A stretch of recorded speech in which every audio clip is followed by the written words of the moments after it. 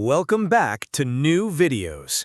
After Mad Max 2 proved that a low-budget film could generate massive profits, Hollywood, and especially the Italian film industry, had the same thought. We can do this cheaper. Keep watching, because the last moment will completely redefine the entire story. What followed was an entire decade filled with post-apocalyptic deserts, armored vehicles, and lone warriors fighting for survival. Most of these films were forgettable, but a few stood out in surprising ways. These are the ones actually worth your time. Let's start with Equalizer 2000, 1987. Produced by Roger Corman, a master of low-budget filmmaking, this movie is exactly what you'd expect, and that's part of its charm. Set in a post-nuclear world, it follows a soldier named Slade who witnesses the destruction of his family by a ruthless leader. He defects and joins a rebellion building a powerful weapon known as the Equalizer 2000. From that point on, the film becomes a straightforward battle between one man and an oppressive force. The action is constant, the explosions are frequent, and the film never pretends to be anything more than what it is. That honesty is exactly why it works. Next is Steel Dawn 1987, starring Patrick Swayze. This film takes a more grounded approach. It follows a wandering swordsman named Nomad who arrives at a small desert community struggling to survive. At first, he refuses to get involved, but eventually he chooses to stand with them against a local tyrant. The sword fights feel authentic, and Swayze's performance adds weight to the story.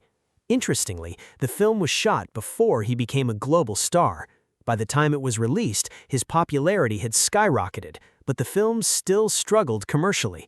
Despite that, it has aged better than many of its contemporaries. Then there's 2019 After the Fall of New York, 1983, an ambitious Italian production.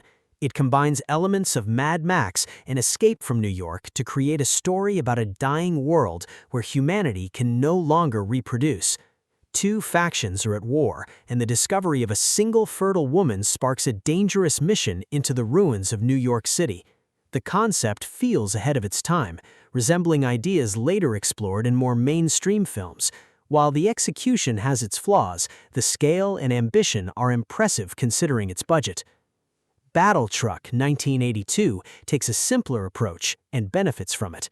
The story centers around a massive armored vehicle controlled by a warlord who terrorizes survivors. A lone hero steps in to defend a peaceful settlement, leading to a high-stakes conflict between machines. The film's real star is the truck itself. Designed to look unstoppable, it dominates every scene. Combined with strong cinematography, the film feels larger than its budget suggests. Moving on to The New Barbarians, 1983, this film embraces its over-the-top nature. Set in a world devastated by nuclear war, it introduces a cult-like group that believes humanity should not survive. Opposing them is a lone warrior who fights to protect what remains of civilization.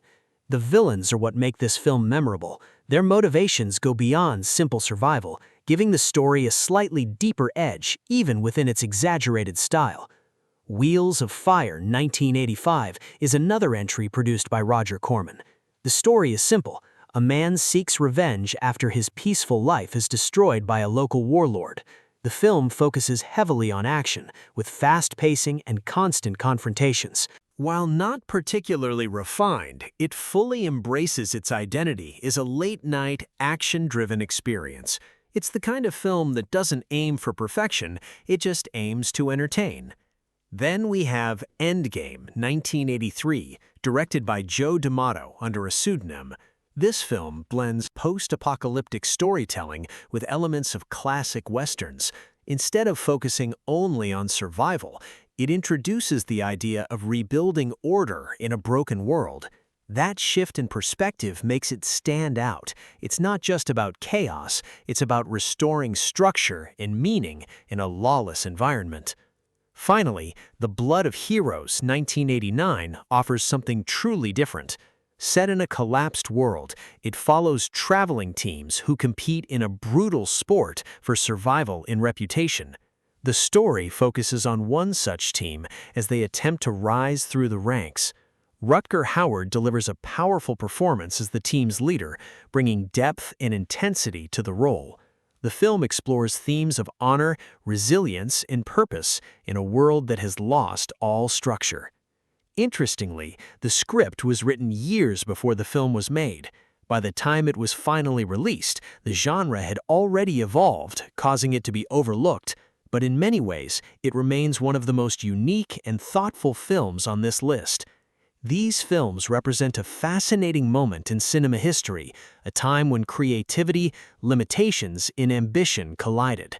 Some were made quickly, some struggled behind the scenes, and others arrived too early or too late to be fully appreciated.